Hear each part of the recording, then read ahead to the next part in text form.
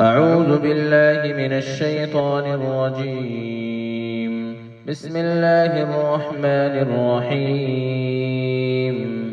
تبارك الذي جعل في السماء بروجا وجعل فيها سراجا وقمرا منيرا، وهو الذي جعل الليل والنهار خلفة لمن أراد أن يذكر أو أراد شكورا. وعباد الرحمن الذين يمشون على الأرض هونا وإذا خاطبهم الجاهلون قالوا سلاما، والذين يبيتون لربهم سجدا وقياما، والذين يقولون ربنا اصرف عنا عذاب جهنم إن عذابها كان غراما إنها ساءت مستقرا ومقاما، والذين إذا أنفقوا لم يسرفوا ولم يقتروا وكان بين ذلك قواما، والذين لا يدعون مع الله إلها آخر ولا يقتلون النفس التي حرم الله إلا بالحق ولا يزنون،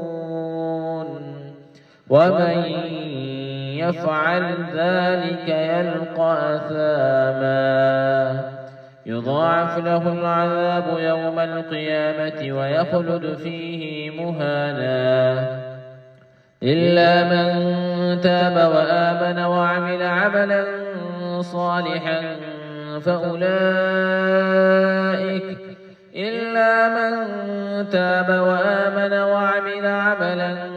صالحا فأولئك يبدل الله سيئاتهم حسنات وكان الله غفورا رحيما.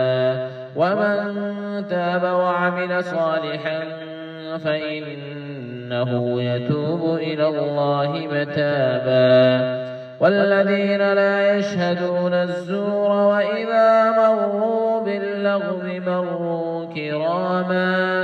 والذين إذا ذكروا بآيات ربهم لم يخروا عليها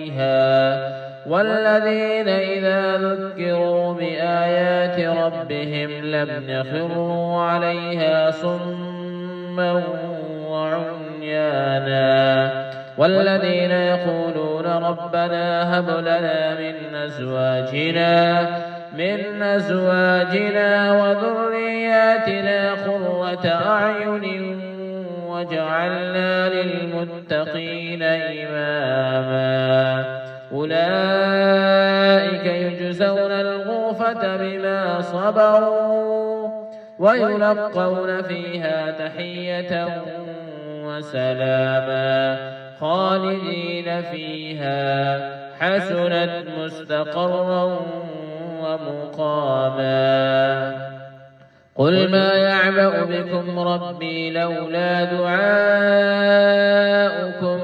فقد كذبتم فسوف يكون لزاما.